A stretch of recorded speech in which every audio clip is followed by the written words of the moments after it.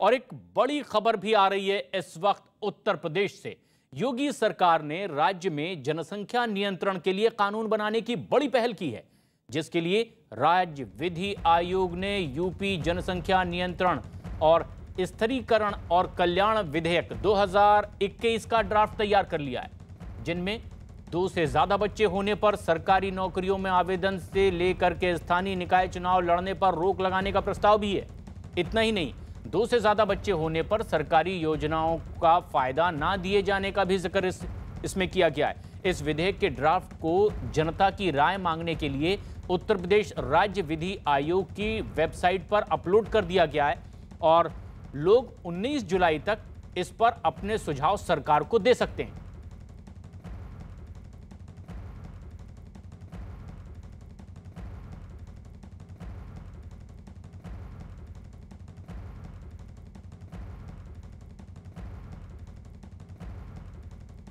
जनसंख्या नियंत्रण का ड्राफ्ट तैयार करने वाले विधि आयोग के चेयरमैन एएन मित्तल से बात की हमारे सहयोगी अजीत सिंह ने। उन्होंने इस कानून पर क्या कहा है, आपको वो भी सुनाते हैं। उत्तर प्रदेश में जनसंख्या नीति को लेकर सियासत शुरू हो गई। हमारे साथ जस्टिस मित्तल हैं, जिन्होंने इस ड्राफ्ट को तैयार किया। सर, किस तरह से ड्राफ्ट में प्रावधान किए गए? देखिए, ड्राफ्ट में जो प्रावधान किए गए हैं उसमें इंसेंटिव्स, प्रोत्साहन और डिसइंसेंटिव्स हैं। इंसेंटिव्स में आप कह सकते हैं कि जो व्यक्ति स्वेच्छा से नसबंदी कराता है उस व्यक्ति को, अगर सरकारी सेवक है तो उसको 2 अतिरिक्त वेतन वृद्धि मिलेंगी, उसको विकास प्राधिकरण के मकानों में आवंटन में वरीयता मिलेगी, निःशुल्क शिक्षा मिलेगी, निःशुल्क चिकित्सा मिलेगी और भी बहुत सी सुविधाएं हैं। आसान किस्तों पर लोन मिलेगा, सब्सिडी मिलेगी। मौलाना इस पे फिरंगी महली ने कहा कि ये मजहब के हिसाब से ठीक नहीं, इस पे सोचना चाहिए। आपने ड्राफ्ट तैयार किया तो उस पर क्या कहेंगे? देखिए, मैं मौलाना साहब की बात पर कमेंट करने वाला मेरी क्षमता नहीं है। वो धर्मगुरु हैं, उनके कमेंट का स्वागत है, परंतु मैं ये सभी लोगों को आश्वस्त कर देना चाहता हूँ कि हमारा कानून किसी भी प्रकार से किसी भी धर्म, किसी भी संप्रदाय, किसी भी जाति, किसी भी समुदाय के विरुद्ध नहीं होगा और किसी भी धार्मिक निर्देशों के विपरीत नहीं होगा। 2 बच्चों को लेकर क्या प्लानिंग की जा रही है, उसी को लेकर काफी लोग जो है सियासत कर रहे हैं। देखिए, मेरा तो मानना ये है कि अगर आप 2 बच्चे नहीं सीमित कर सकते हैं तो आप स्वतंत्र हैं, आप 4 करिए, 6 करिए, कोई रोक नहीं है इसमें, कहीं कोई रोक। जैसे सन 1975 में 76 में संजय गांधी जी के समय में जबरन नसबंदी कराई गई थी और लोगों को एक बोरी सीमेंट के लिए नसबंदी का प्रमाण पत्र देना पड़ता था, ऐसा इसमें कुछ भी नहीं है, कुछ भी नहीं है। 2 बच्चों से ज्यादा जिनके पास होंगे उनको सुविधाएं मिलेगी, क्या प्रावधान कर? अगर अधिनियम के लागू होने के बाद, देखिए मैं दो बातें हैं। अधिनियम के लागू होने की तिथि को अगर किसी के 2 से ज्यादा बच्चे हैं, 3 बच्चे हैं, 4 बच्चे हैं, 5 बच्चे हैं, तो वो इस प्रतिबंध के दायरे में नहीं आएगा। अधिनियम लागू होने के 1 साल बाद अगर किसी ने इस जनसंख्या नीति का उल्लंघन किया है, 1 साल का समय हम इसलिए दे रहे हैं कि अगर मान लीजिए इस पीरियड में कोई महिला गर्भवती है तो उसको बच्चा हो सके, तो ऐसा नहीं है कि हम किसी का बच्चा रोक रहे हैं, तो वो बच्चा हो सके, वो भी उसमें प्रतिबंध के। आपने राय भी मांगी है लोगों से? हाँ, हमने राय भी मांगी है लोगों से और राय लोगों की जो आती है हम उस पर भी विचार करेंगे और उसमें जो भी अच्छे सुझाव होंगे हम उनको उसमें ड्राफ्ट बिल में समाहित करेंगे। कार्रवाई का भी प्रावधान है कि अगर इस कानून के लागू होने के बाद कोई इसको तोड़ता है? देखिए, कानून के लागू होने के बाद अगर मान लीजिए कोई व्यक्ति इंसेंटिव्स लेने के बाद और फिर जानबूझ करके 2 बच्चों के परिवार की सीमा को बढ़ाता है तो उसको जो इंसेंटिव्स दिए गए हैं वो इंसेंटिव्स उसके सरकारी सुविधाएं हैं, वो उसकी वापस ली जा सकती है। बहुत बहुत धन्यवाद। ये थे जस्टिस आदित्यनाथ मित्तल, जिन्होंने ड्राफ्ट की नीति तैयार कर रहे हैं। इनका सीधे तौर पर कहना है कि जनसंख्या नियंत्रण कानून लागू होने के बाद अगर कोई 2 बच्चे से अधिक संतान पैदा करता है तो उसे सरकारी सुविधाएं नहीं मिलेगी। मौलाना के कमेंट पर उन्होंने कहा कि हम उस पर कोई कमेंट नहीं करेंगे क्योंकि ये नीति है और नीति के हिसाब से बनती है। उन्होंने लोगों से राय भी मांगी, यानी उत्तर प्रदेश में जल्द ही जनसंख्या नीति का कानून आने वाला। हालांकि इसको लेकर विपक्ष सियासत जरूर कर रहा है। बुर्जुन सक्रिय साथ अजीत सिंह, न्यूज 18 लखनऊ। विधि आयोग के चेयरमैन एएन मित्तल ने न्यूज़ 18 इंडिया से ये एक्सक्लूसिव बातचीत की, लेकिन उन्होंने बताया कि इसमें सख्ती नहीं है, कि इस पर ज़बरदस्ती भी नहीं है, लेकिन जो इन नियमों का पालन करेगा उसे किस तरह से फायदे मिलेंगे भविष्य में, इसका विस्तार से जिक्र किया गया है। लेकिन इसका जो मसौदा तैयार किया गया है उस पर अभी लोगों से राय मांगी जा रही है और 19 जुलाई तक लोगों से इनकी राय ली जाएगी और उसके बाद इस पर उत्तर प्रदेश सरकार आगे कदम बढ़ाएंगे। अजीत हमारे सहयोगी इस वक्त हमसे सीधे जुड़ रहे हैं। अजीत, अब जबकि इस पूरे मामले में अलग अलग लोगों के रिएक्शंस भी सामने आ रहे हैं, किस तरह की तैयारी दिखाई दे रही है और जो आपके साथ में हैं किस तरह से उनका रिएक्शन? देखिए, बिल्कुल प्रशांत, जनसंख्या नीति को लेकर विपक्ष जरूर बरखलाया है। मौलाना फरीद जो रसीदी उन्होंने कहा कि इसको सोच विचार कर करना चाहिए, इसको मजहबी रंग नहीं देना चाहिए। लेकिन हमारे साथ सरकार के मंत्री मोहसिन रजा साहब मौजूद हैं, उन्हीं से सवाल पूछते हैं कि आखिर वो क्या चाहते हैं। हम एक बार फिर जुड़ने की कोशिश करते हैं आपसे। उत्तर प्रदेश सरकार में मंत्री मोहसिन रजा का रिएक्शन क्या है ये भी हम सुनाएंगे। न्यूज़ 18 के साथ एक्सक्लूसिव इस वक्त वो जुड़े हुए हैं, लेकिन ऐसे में जबकि अलग अलग लोगों की राय आ रही है, इस पर राय लेने के लिए बाकायदा इसे वेबसाइट पर अपलोड भी कर दिया गया है, जो मसौदा तैयार किया गया है विधेयक का, और ये बताने की कोशिश है कि अगर लोगों को इसमें कोई और सुझाव देने हैं जो जनहित में और बेहतर हो सकते हैं तो वो भी लोगों से आमंत्रित किए गए। लेकिन जनसंख्या नियंत्रण और स्थिरीकरण के लिए ये एक अहम कदम योगी सरकार की ओर से उठाया जा रहा है। लेकिन योगी सरकार के ही मंत्री अजीत हमारे सहयोगी हैं, इनके साथ में मौजूद हैं। मोहसिन रजा क्या रिएक्ट कर रहे हैं? अजीत, आप कंटिन्यू करें। देखिए, बिल्कुल प्रशांत, मोहसिन रजा साहब हमारे साथ मौजूद हैं। आपका न्यूज़ 18 पे स्वागत है। जस्टिस आदित्यनाथ मित्तल से भी हमने बात की। उन्होंने कहा कि 2 बच्चों से अधिक अगर कोई पैदा करता है तो हम उस पर रोकेंगे नहीं, लेकिन उसे कोई कानूनी सुविधाएं नहीं मिलेंगी। तो क्या तैयारी है? देखिए, मुझे लगता है कि जनसंख्या नियंत्रण प्रदेश की बहुत बड़ी जरूरत है और चूंकि हम जो अपनी योजनाएं बनाते हैं, हमारी नीति और नीयत साफ है। आदरणीय योगी जी हमेशा से जनहित के कार्यों को लेकर तेजी से आगे बढ़ते हैं। जनता के हितों के लिए अगर कोई हमें कानून भी लाना पड़ता है तो हम लेके आते हैं। तो जनसंख्या नियंत्रण हमारे प्रदेश की 24 करोड़ जनता की बहुत सख्त जरूरत है और जनता की मांग भी है। तो इसलिए हमने ये मसौदा, हमारे विधि आयोग ने जो मसौदा तैयार किया है, ड्राफ्ट तैयार किया है, ये जनता के बीच में लेकर हम गए हैं कि ताकि जनता इस पर अपनी राय दे। और जनहित के लिए हम ला रहे हैं तो जनता की राय हमने इसलिए मांगी है और हमें विश्वास है कि वो हमारे इस मसौदे पर मुहर लगाएगी। और इसलिए मुहर लगाएगी क्योंकि हम जनकल्याणी योजनाओं को उन तक पहुंचाना चाहते हैं, सुविधाएं उन तक पहुंचाना चाहते हैं कि ताकि वो आने वाले समय में प्रदेश की मुख्य धारा और देश की मुख्य धारा से जुड़े। लेकिन समाजवादी पार्टी और कांग्रेस तो ये कह रही कि ये जनसंख्या नियंत्रण पर की बात कर रहे हैं, मुद्दे से लोगों को भटका रहे हैं, कोविड नियंत्रण नहीं कर रहे हैं, अपराध नियंत्रण नहीं कर रहे हैं। ये सारी चीजें जिस पर विपक्ष ने आरोप लगाया है, ये उसी का परिणाम है। अगर इन्होंने इस के बारे में कभी चिंता कर ली होती तो शायद ये दिन नहीं देखना पड़ता।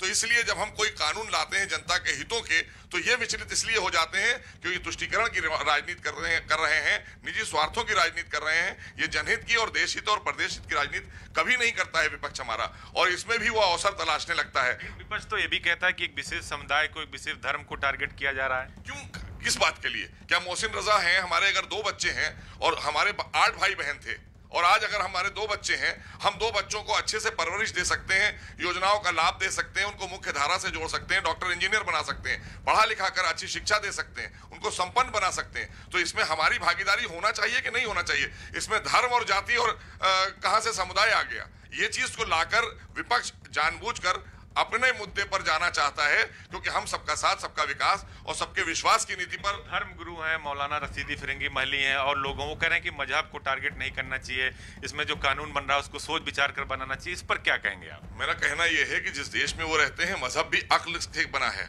मजहब कोई ऐसा नहीं है कहीं से उड़ के आ गया है, ये अक्ली ही मजहब है, अक्ली ही कानून है। ये जो हमारा ब्रेन होता है, इसी से हमारा मजहब भी है, और जो चीज हमारे अक्ल में नहीं आए वो मजहब नहीं हो सकती है। तो इसलिए कानून जो बनता है वो जनता के हितों के लिए और सर्व समाज के लिए बनता है, प्रदेश की और जनता के हित के लिए बनता है। तो इसलिए ये हित का कानून है सबके। ओवैसी भी लगातार इस पर सवाल खड़े करते हैं, अखिलेश भी सवाल खड़ा करते हैं, कैसे बीजेपी इनसे लड़ेगी? नहीं, लड़ना क्या है, हमने तो जो कानून आ जाएगा तो कानून सबके लिए एक होता है, और जो कानून नहीं मानेगा तो उसके लिए भी उसे पता है कि उसके नतीजे क्या होते हैं। तो गैर कानूनी काम करने वाले के साथ में जो हमने मसौदे में चीजें तैयार की, अगर जनता की राय आती है और हमने वो कानून को बना दिया और उसके बाद कोई नहीं मानता है तो उससे वंचित रहेगा। जी बिल्कुल साहब उत्तर प्रदेश सरकार के मंत्री, जिन्होंने सीधे तौर पर यह कहा कि हम कानून लाएंगे, जनता के बीच हमने राय मांगी है और अगर विपक्ष सवाल खड़ा करता है तो इसीलिए हमने एक कानून लाया कि जनता के हित का, अगर 2 बच्चे हैं उन्हें हम डॉक्टर इंजीनियर बना सकते हैं तो बनाएं, ज्यादा बच्चे क्यों करेंगे। अगर उस कानून के दायरे में आदमी आता, कानून लागू होने के बाद अगर वो उल्लंघन करता तो सरकारी सुविधाओं से वंचित रहेगा। आप बने रहे हमारे साथ, मोहसिन रजा साहब लगातार हमारे साथ बने हुए हैं, लेकिन उत्तर प्रदेश में जिस जनसंख्या नियंत्रण कानून की बात कही जा रही है उसकी पहल योगी सरकार ने की, लेकिन समाजवादी पार्टी के नेता अनुराग भदौरिया का इस पर क्या रिएक्शन है वो पहले जान लें। 7 साल से केंद्र में भारतीय जनता पार्टी की सरकार है, 4.5 साल से उत्तर प्रदेश में भारतीय जनता पार्टी की सरकार है। इन्होंने जनता के लिए कोई काम तो किया नहीं, जनता की समस्या का तो कोई समाधान किया नहीं। अब चूंकि यहाँ पे चुनाव आ गया है, अब चुनाव में जनता के असली मुद्दों से ध्यान भटकाने के लिए ये सिर्फ मार्केटिंग इवेंट करते हैं। इनको जनता की समस्या से कोई लेना देना नहीं है। उत्तर प्रदेश में इस जनसंख्या नियंत्रण के लिए कानून बनाने की जो पहल की गई है, इस पर कांग्रेस नेताओं का भी रिएक्शन सामने आया है, वो भी जरा गौर से सुनिए। अगर पॉपुलेशन नीति पॉलिसी बननी है तो पूरे राष्ट्र के लिए बननी चाहिए, सबसे विचार विमर्श करके होना चाहिए, जो स्टेक होल्डर्स हैं सबसे वर्चा होना चाहिए, NGOs हैं, जनप्रतिनिधि हैं, आम जनता है, उनसे राय मशवरा करके ऐसे निर्णय लिए जाते हैं। और अब पॉलिसी में क्या आता है उसको देख के बात होगी। जनसंख्या नियंत्रण पर एक व्यापक विमर्श की आवश्यकता है। सदन में बात कीजिए, हेडलाइन मैनेजमेंट मत कीजिए। हर शख्स चाहता है जनसंख्या पर प्रभावी नियंत्रण हो, लेकिन सबके विमर्श से हो, दबाव में ना। अजीत हमारे सहयोगी और उनके साथ मोहसिन रजा साहब लगातार बने हुए हैं। अजीत, समाजवादी पार्टी कह रही है कि चुनाव से ठीक पहले इस तरह का कदम क्यों? कांग्रेस कह रही है कि इस पर व्यापक बहस की जरूरत है, चर्चा की जरूरत है। इस तरह से सिर्फ प्रदेश में ही क्यों, फिर राष्ट्रीय स्तर पर अगर जनहित में हो तो क्या रिएक्शन? देखिए, बिल्कुल सवाल सीधे मोहसिन रजा साहब से ही पूछते हैं कि समाजवादी पार्टी कह रही है प्रदेश में चुनाव आ रहा है इसलिए ध्यान लोगों का भटका रहे हैं, क्या कहेंगे इसमें? देखिए, समाजवादी के पास अब कुछ रह नहीं गया है। वो अपना जनाधार खो चुके हैं, विश्वास खो चुके हैं प्रदेश की जनता से। कांग्रेस वैसे ही लुप्त हो गई है देश के अंदर। तो अब इनके पास कोई एजेंडा तो जनता के हित का था नहीं।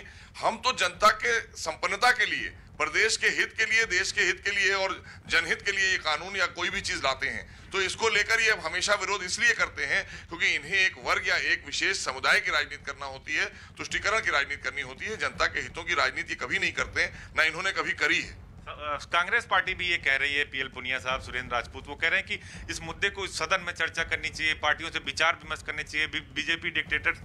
आप ये बताइए, हम आपसे पूछना चाहते हैं, इन्हीं को ले जाना चाहते हैं, पुनिया साहब को पीछे ले जाना चाहते हैं, कांग्रेस को ले जाना चाहते हैं। वो दौर ये भूल गए जब जबरदस्ती पकड़ के नसबंदी कर रहे थे। हम दो और हमारे दो का कानून थोपने के लिए हमने तो मसौदा बनाकर जनता को दे दिया है। जनता उस पर अपनी राय देगी, जनता का विश्वास आएगा तो अब हम कानून बनाएंगे। हमने ये नहीं कहा कि हम पकड़ के किसी की नसबंदी कर देंगे। ये तो कांग्रेस का चरित्र है। सीधे तौर पर आरोप है कि कांग्रेस और सपा का यह चरित्र है।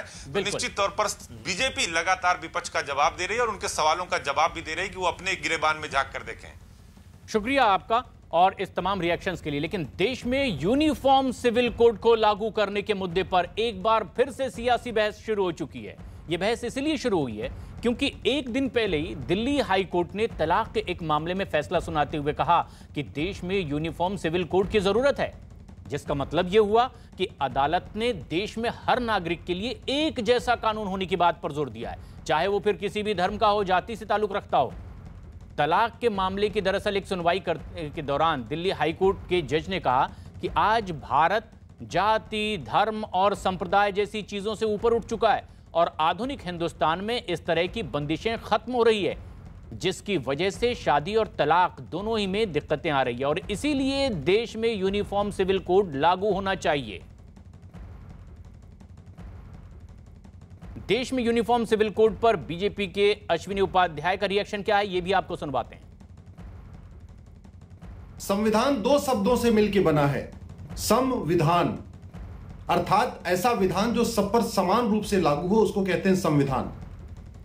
और फिर संविधान के अंदर आर्टिकल 44 है जो कहता है यह सरकार की ड्यूटी है कि वो देश में एक समान नागरिक संहिता लागू करे।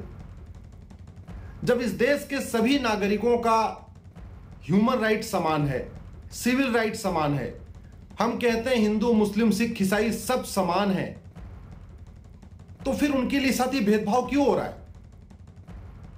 और इस वक्त हमारे सहयोगी अमित सिंह हमसे सीधे जुड़ रहे हैं, एफके झा सीनियर वकील हमसे। लेकिन अमित, जो सबसे खास बात है वो ये कि अब अलग अलग तरह के रिएक्शन आ रहे हैं। केंद्र सरकार का रिएक्शन क्या है जिससे अब इस ओर संकेत दिया है हाईकोर्ट ने?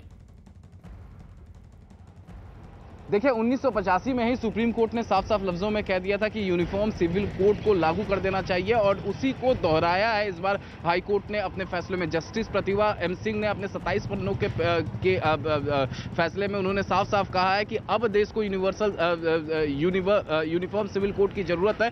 वजह साफ है क्योंकि अब जो है देश जाति धर्म संप्रदाय में नहीं बटा हुआ है और लोग जो है इन सबसे बाहर निकल के शादी विवाह कर रहे हैं और शादियों में और तलाक में कहीं ना कहीं बहुत ज्यादा दिक्कतें आ रही है। इसी वजह से अब हाईकोर्ट की तरफ से कहा गया कि 1985 का सुप्रीम कोर्ट का आदेश और हाईकोर्ट का ये तलाक के मामले में आदेश, इन दोनों आदेशों को कानून मंत्रालय भेजा जाए और कानून मंत्रालय इस पर विचार विमर्श करे। और चूंकि यूनिफॉर्म सिविल कोड सबके लिए एक कानून ये बीजेपी के एजेंडे में भी रहा, तो जाहिर तौर पर कहीं ना कहीं सरकार को जब ये फैसले की कॉपी भेजी जाएगी 1985 के सुप्रीम कोर्ट की और हाईकोर्ट की अब के फैसले, तो जाहिर तौर पे इस पर सरकार कोई ना कोई संज्ञान लेगी। जिस तरीके से हम उत्तर प्रदेश में देख रहे हैं जनसंख्या को लेकर कानून, जनसंख्या नियंत्रण को लेकर कानून बनाया जा रहा है, ठीक उसी तरीके से यूपी बीजेपी के एजेंडे में यूनिफॉर्म सिविल कोड रहा है और उसके जो नेता, चाहे वो अश्वनी उपाध्याय हो या फिर दूसरे नेता, वो लगातार इस मुद्दे पर बात करते रहे जी। लेकिन अब तो हाईकोर्ट ने ये कहा है सीधे अब, लेकिन इस मामले से ही जुड़े हुए सीनियर एडवोकेट झा हमारे साथ बने हुए हैं। झा साहब, आप तो उस केस से जुड़े हुए थे जिसका फैसला सुनाते हुए हाईकोर्ट ने कहा है, तो दिल्ली हाईकोर्ट ने यूनिफॉर्म सिविल कोड पर टिप्पणी क्या की थी जब आप वहां मौजूद भी थे? माननीय हाईकोर्ट ने यह कहा है कि हमारा समाज बहुत आगे बढ़ चुका है, बहुत शिक्षा बढ़ चुकी है, 70 साल हमारे आजादी के हो गए। 1960 में एक दृष्टांत देखिए कि मीना समाज में 1960 में कानून ला गया था कि पंचायत से उनका तलाक होगा, चाहे इनहेरिटेंस राइट मिलेगा जी। अब 1960 से लेके हम लोग 2021 में आ गए, एजुकेशन का स्तर इतना बढ़ गया, बड़े बड़े अधिकारी लोग हो गए, हाई कोर्ट में न्यायाधीश बन रहे हैं, IAS IPS बन रहे हैं, डॉक्टर इंजीनियर बन रहे हैं, आपके जर्नलिस्ट बन रहे हैं, पत्रकार बन रहे हैं। ये सब लोगों को ये कहा जाता है कि भाई हम आपका पिटीशन एंटरटेन नहीं करेंगे, you need to go to the panchayat. अब साहब पंचायत में हम जाते हैं, वहां पे कोई ऑर्गेनाइज चीज तो है नहीं, जिसका जो मन होता है वो आदेश देता है। अब महिलाएं बहुत असुरक्षित महसूस कर रही हैं, उनका जीवन स्तर बहुत नीचे गिर रहा है। जो लोग शहर में माइग्रेट हो जाते हैं उनकी बहुत भारी समस्या हो जाती है, वो कहाँ से जाएं, वो फिर दूसरी शादी कर लेते हैं। अब वो महिला रोती बिलखती रहती है। माननीय हाई कोर्ट ने इन सभी चीजों को ध्यान में रखते हुए एक बहुत खास बात ये कही है कि हमारा समाज शादी ब्याह और तलाक के मामले में, इनहेरिटेंस के मामले में बहुत आगे बढ़ चुका है और वो सोशल बैरियर जो थे वो सब खत्म हो चुके हैं। इसलिए यूनिफॉर्म सिविल कोड आना ही चाहिए। और इसका एक उदाहरण साहब गोवा में भी है। गोवा में यूनिफॉर्म सिविल कोड है, किसी को कोई आपत्ति नहीं है। गोवा में हिंदू भी है, मुस्लिम भी है, क्रिश्चियन भी है, पारसी भी है, और भी तरह के कम्युनिटी रहते हैं। उन सभी लोगों ने कोई आपत्ति आज तक नहीं की है। इस तरह से पूरे देश में भी किसी को ये आपत्ति नहीं होनी चाहिए। तो माननीय उच्च न्यायालय ने यही कहा है कि केंद्र सरकार को इसके बारे में विचार करना चाहिए और यूनिफॉर्म सिविल कोड पूरे देश में लागू करना चाहिए। ये दिल्ली हाई कोर्ट ने कह दिया। दिल्ली हाई कोर्ट ने यूनिफॉर्म सिविल कोड पर यह टिप्पणी आखिर क्यों की है, ये भी हम अपने दर्शकों को बताते हैं। दरअसल जिस तलाक के मामले में हाई कोर्ट सुनवाई कर रही थी उसमें महिला मीणा जाति से संबंधित है, जबकि पति ने हिंदू मैरिज एक्ट के तहत तलाक की मांग की थी। महिला का दावा है कि वो मीणा जाति से संबंधित है, इसलिए हिंदू मैरिज एक्ट उस पर लागू नहीं होता और इस तरह के मामलों पर फैसला पंचायत लेती है। ऐसे में कोर्ट के सामने ये सवाल खड़ा हो गया कि तलाक पर निर्णय हिंदू मैरिज एक्ट के तहत हो या फिर मीणा जनजाति के नियमों के हिसाब से हो।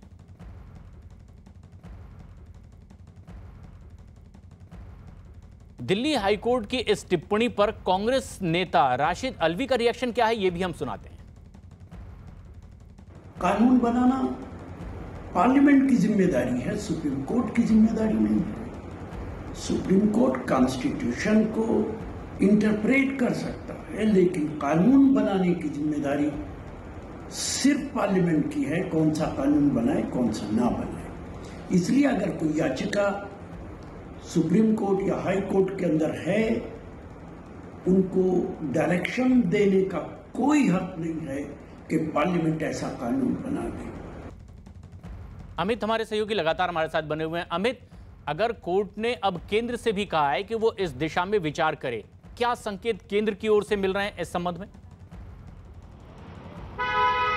देखिए, केंद्र में बीजेपी की सरकार है और बीजेपी के हमेशा से एजेंडे में यूनिफॉर्म सिविल कोड रहा है। जिस तरीके से एफ.के. झा ने अभी जिक्र किया कि गोवा में यूनिवर्सल सिविल कोड लागू है, वहां पर सबके लिए एक कानून लागू है, तो उसी तरीके से हाई कोर्ट ने कहा है केंद्र सरकार इस पर विचार विमर्श करे, क्योंकि 1985 में सुप्रीम कोर्ट कह चुका है कि सभी के लिए, सभी लोगों के लिए, पूरे देश के लिए एक कानून होना बहुत जरूरी है, यूनिफॉर्म सिविल कोड। और उसी की वकालत जो है जस्टिस प्रतिभा एम सिंह ने इस मामले में की है और अपने फैसले की कॉपी कानून मंत्रालय को भी भेजने को कहा। चूंकि ये बीजेपी के एजेंडे में हमेशा से रहा है और कांग्रेस हमेशा से इसको अपोज करती रही है, कांग्रेस हमेशा से ये कहती रही है, जिस तरीके से अभी राशिद अलवी को हमने सुना, उसी तरीके से कांग्रेस हमेशा से कहती रही है कि ये मुमकिन नहीं है सबके लिए एक ही कानून हो और एक ही कानून के मुताबिक तलाक के मामले को सुलझाया जाए, ये मुमकिन नहीं है। लेकिन कहीं ना कहीं अब जिस तरीके से ये पहला मामला नहीं है, यहाँ पर इस तरीके के मामले लगातार फैमिली कोर्ट्स में आते रहे हैं, जहां पर पति दूसरे धर्म से होते हैं, पत्नी दूसरे धर्म से होती है और दोनों कहते हैं कि हमें दूसरे धर्मों से हमें चाहिए तलाक। यही एक दिक्कत की वजह भी रही है अमित, जिसकी वजह से कोर्ट को इस तरह की बात कहनी पड़ी है। लेकिन all India Muslim personal law board के मेंबर SQR इलियास ने यूनिफॉर्म सिविल कोड पर क्या रिएक्ट किया, ये भी दर्शकों को पहले सुनाते हैं। पहली बात तो ये गलत है कि हमारा देश जो है वो धर्म और जाति से ऊंचा उठ चुका है। अभी भी देश की अक्सरियत धर्म के मुताबिक ज़िंदगी गुजारना चाहती है और धर्म के उसूलों पर ही अमल करना चाहती है। दूसरी बात यह है कि हमारा कॉन्स्टिट्यूशन, देश का जो संविधान है, उसमें भी ये बात साफ तौर पर कही गई है, जिसमें देश के ट्राइबल्स को, ख़ासतौर से मीज़ो और कुकी ट्राइबल्स को यह आश्वासन दिया गया है आर्टिकल 371 में कि देश का लेजिस्लेचर जो है, पार्लियामेंट, कोई ऐसा कानून नहीं बनाएगी जो उनके फैमिली लॉज को सुपरसीड कर सके। F.के. झा साहब उस केस से जुड़े वरिष्ठ वकील हमारे साथ लगातार बने हुए हैं। एडवोकेट झा, जिस तरह की बात अब मुस्लिम पर्सनल लॉ बोर्ड की ओर से कही जा रही है कि जो कोर्ट ने कहा वो तो बिल्कुल मान्य है ही नहीं, कि आखिर जाति धर्म कैसे देश से, कानून से अब नीचे हैं और यही सर्वोपरि है, क्या बात कही गई थी? और ये जो बात कही गई है यूनिफॉर्म सिविल कोड को दर्शक आसानी से समझ पाएं, आसान भाषा में समझ पाएं, क्या है ये यूनिफॉर्म सिविल कोड जिसकी बात कोर्ट ने कही है आपके ही केस में फैसला सुनाते हुए? देखिए साहब, आम लोगों को समझना ये बहुत जरूरी है कि जब लोग माइग्रेट करते हैं, जब एजुकेशन आ जाता है तो वो पर्सनल लॉ पे नहीं जाते हैं, वो ये देखते हैं कि कौन लड़की या कौन लड़का हमें खुश रखेगा या खुश रखेगी, हम उससे शादी करते हैं। और इस तरह के मामलों के लेके हाई कोर्ट में लोग लगातार जाते रहे हैं, डिस्ट्रिक्ट कोर्ट में लगातार जाते रहे हैं, माननीय सर्वोच्च न्यायालय में लगातार लोग जाते रहे हैं। एवरी डे आप देख लीजिए कि जी बिल्कुल, और कोर्ट में ही ये फैसला आया कि आखिरकार यूनिफॉर्म सिविल कोड की अब जरूरत है और केंद्र सरकार इस दिशा में सोचे, क्योंकि ऐसे बहुत से मामले लगातार कोर्ट में सामने आ रहे हैं जिसमें इस तरह की दिक्कतें पेश आ रही है। दिल्ली हाई कोर्ट की यूनिफॉर्म सिविल कोड पर की गई टिप्पणी के बाद बीजेपी के आरपी सिंह ने सरकार से क्या अपील की है वो पहले आपको सुनवाते हैं। दिल्ली हाई कोर्ट ने एक फैसला दिया, उसमें कहा है कि अब यूनिफॉर्म सिविल कोड की ज़रूरत है। सरकार को जाति धर्म से ऊपर उठकर यूनिफॉर्म सिविल कोड लागू करने की तरफ कदम बढ़ाना चाहिए, और ताकि आने वाले दिनों में भारत के नौजवान को इस सब में ना जूझना पड़े। मैं अपेक्षा करता हूं कि भारत सरकार जो कोर्ट का ऑर्डर है उसके अनुसार कार्रवाई करते हुए लॉ कमीशन से निवेदन करेगी, लॉ कमीशन को कहेगी कि इसकी चिंता करे और किस प्रकार यूनिफॉर्म सिविल कोड देश भर में आ सकता है उसके बारे में कार्रवाई करें। अमित हमारे सहयोगी लगातार हमारे साथ बने हुए हैं। अमित, जो लोग अब इसके खिलाफ जाने की बात कर रहे हैं कि वो इस तरह के यूनिफॉर्म सिविल कोड को मान्य नहीं करेंगे, किस तरह के ठोस सबूत या ठोस तथ्य हैं, तर्क हैं उनके पास में? देखिए, जिस तरीके से मुस्लिम पर्सनल लॉ है और दूसरे जिस तरीके से मीना जनजाति है, उन लोगों का मानना है कि यूनिफॉर्म सिविल कोड नहीं बनना चाहिए और हम सब जाति धर्म कम्युनिटी से ऊपर नहीं उठे, जिस तरीके से हाई कोर्ट ने टिप्पणी की है। लेकिन अगर आप देखें कि शहरों में और खासतौर से आप गाँवों में भी जिस तरीके से ये मामले लगातार सामने आ रहे हैं, सब आप मध्य प्रदेश के इंटीरियर में चले जाएँ, उत्तर प्रदेश बिहार के इंटीरियर में चले जाएँ, हर जगहों में डिस्ट्रिक्ट कोर्ट में ये सब मामले सामने आ रहे हैं कि किस तरीके से अब तलाक के मामले में, शादी में लोगों को दिक्कतें आ रही हैं, युवाओं को दिक्कतें आ रही हैं। और इसी बात को लेकर लगातार जो है कोर्ट कहते रहा, और इस बार जस्टिस प्रतिभा एम सिंह ने अपने आदेश में सीधे सीधे इस बात को लिख दिया है कि हमारी युवा पीढ़ी को दिक्कत ना हो, इसके वजह से अभी से ही सोचने की जरूरत है और जरूरत है यूनिफॉर्म सिविल कोड को लागू करने की। इसी वजह से उन्होंने कानून मंत्रालय से कहा है कि इस फैसले की कॉपी को देखते हुए और साथ ही 1985 के फैसले की कॉपी जो सुप्रीम कोर्ट ने दिया था, उस 1985 में सुप्रीम कोर्ट ने कह दिया था कि यूनिफॉर्म सिविल कोड को लागू करना चाहिए। दोनों फैसले की कॉपी को देखते हुए वो इस पर विचार विमर्श करें, क्योंकि जिस तरीके से लगातार फैमिली कोर्ट्स के जजेस को सामने दिक्कतें होती हैं, पति और पत्नी तलाक चाहते हैं, पत्नी किसी और कास्ट से होती है, पत्नी किसी और कास्ट से होती है और दोनों अपने अपने एक्ट के मुताबिक वो चाहते हैं डिवोर्स। ऐसे में जज साहब क्या फैसला ले, वो खुद ही सवालों में फंस जाते हैं। तो जाहिर तौर पे इसमें किसी को झटका लगता है तो किसी को राहत मिलती है, लेकिन इस तरीके से ना हो, सबके लिए एक कानून हो। और इसीलिए इस तरह का आदेश भी दिया गया। यूनिफॉर्म सिविल कोड के मुद्दे पर मौलाना खालिद रशीद फिरंगी महली ने क्या रिएक्ट किया है, ये भी दर्शकों को सुनाते हैं। को ये पूरा इख्तियार दे रखा है, पूरा राइट दिया है कि अपने मजहब को फॉलो करें, उसको प्रोवोकेट करें। लिहाजा इस वजह से किसी भी किस्म से यूनिफॉर्म सिविल कोड या यूनिफॉर्म सिविल लॉज को बनाना या उसको through out the country implement करना प्रैक्टिकली पॉसिबल नहीं है, ख़ासकर ऐसे सिनेरियो में जहाँ की बहुत से स्टेट्स के अपने अलग अलग लॉज हैं। एक बड़ी खबर इस वक्त आ रही है उत्तर प्रदेश से। यहां ब्लॉक प्रमुख के 476 पदों के लिए वोटिंग शुरू हो गई है। दोपहर 3 बजे तक के यहां वोट डाले जाएंगे। इसके बाद दोपहर 3 बजे से मतगणना करवाई जाएगी और राज्य में 825 ब्लॉक प्रमुखों में से 349 ब्लॉक प्रमुख निर्विरोध चुने जा चुके हैं। बीजेपी का दावा है कि उत्तर प्रदेश में उनके प्रत्याशियों की बड़े पैमाने पर निर्विरोध जीत हुई है। नामांकन के दौरान कई जगहों पर तो हिंसा हुई, फायरिंग हुई और इसके बाद सुरक्षा के और इंतजाम पुख्ता कर दिए गए। मतदान केंद्रों के बाहर सुरक्षा कर्मियों को तैनात किया गया। लखीमपुर खीरी में कुल 15 ब्लॉक हैं, इसमें से 6 ब्लॉकों में निर्विरोध चुने जाने के बाद अब 9 ब्लॉकों में चुनाव होना है। 8 तारीख की घटना को लेकर के बाद प्रशासन ने सुरक्षा व्यवस्था की चाक चौबंद व्यवस्था कर ली। मैं आपको दिखाना चाहूँगा, प्रशासन ने पूरी तरीके से हर ब्लॉक के लगभग 300 मीटर के इलाके को पैक कर दिया है। बल्लियाँ लगाकर इन इलाकों को बंद कर दिया गया है, आने जाने वाले सभी मार्गों को बंद कर दिया है। प्रशासन हर तरीके से चाक चौबंद व्यवस्था की हुई है। किसी को भी ब्लॉक के परिसर के अंदर आने का इंतजार, केवल मतदाता ही ब्लॉक के अंदर आएंगे। कहीं ना कहीं प्रशासन पूरी तरीके से सुरक्षा व्यवस्था को टाइट करके इलेक्शन को शांतिपूर्ण तरीके से कराना चाहता है। मनोज शर्मा, न्यूज़ 18, लखीमपुर खीरी। उत्तर प्रदेश के 75 जिलों के 825 ब्लॉक प्रमुखों में 349 निर्विरोध चुन लिए गए। बीजेपी के इनमें 334 है, यह दावा बीजेपी की ओर से किया गया, जबकि बाकी जगहों पर दूसरी पार्टियों को जीत मिली है। 825 ब्लॉक प्रमुखों में बीजेपी ने करीब 795 पदों पर अपने अधिकृत उम्मीदवार घोषित किए हैं। वहीं करीब 3 ब्लॉक प्रमुख के पदों पर उम्मीदवारों को लेकर पार्टी के नेताओं के बीच विवाद की वजह से वहां पार्टी ने अधिकृत प्रत्याशी घोषित नहीं किया है। दावा है कि 795 ब्लॉक प्रमुखों में बीजेपी के 334 ब्लॉक प्रमुख निर्विरोध जीत गए।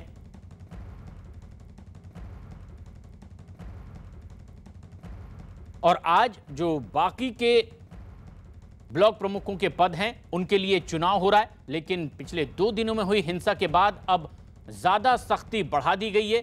सख्त आदेश दिए गए हैं ताकि शांतिप्रिय तरीके से मतदान हो सके। उत्तर प्रदेश के 75 जिले और 825 ब्लॉक प्रमुखों के चुनाव, जिनमें से कि 349 निर्विरोध चुन लिए गए हैं, लेकिन बाकियों पर आज चुनाव हो रहा है। उत्तर प्रदेश में ब्लॉक प्रमुख चुनाव के नामांकन के दौरान 2 दिन पहले कई जिलों में जमकर हंगामा हुआ, हिंसा हुई है। कुछ जगहों पर तो बमबाजी हुई, फायरिंग हुई है। अलीगढ़ हो या फिर लखीमपुर खीरी, गोरखपुर, पीलीभीत, गोंडा या फिर देवरिया, हर जगह तस्वीरें कमोबेश एक जैसी ही दिखाई दी। कुछ जगहों पर तो हाथापाई हुई, मारपीट की घटना भी सामने आई है। हालात को काबू में करने के लिए पुलिस ने कई जगह लाठीचार्ज भी किया। सीतापुर, जौनपुर, एटा, बहराइच, कानपुर, गोरखपुर और रायबरेली में जमकर बवाल भी हुआ है। कई जगहों पर समाजवादी पार्टी के लोगों ने आरोप लगाया कि बीजेपी ने उनके लोगों के ब्लॉक प्रमुख उम्मीदवारों को नामांकन दाखिल ही नहीं करने दिया और नामांकन के पर्चे फाड़ दिए गए। हालांकि बीजेपी ने इसका खंडन भी किया है। अजीत हमारे सहयोगी हमसे सीधे जुड़ रहे हैं। अजीत, आरोप प्रत्यारोप के बीच आज मतदान चल रहा है, लेकिन आरोपों का भी समाधान हो और शांतिप्रिय तरीके से मतदान हो, इसके क्या इंतजाम?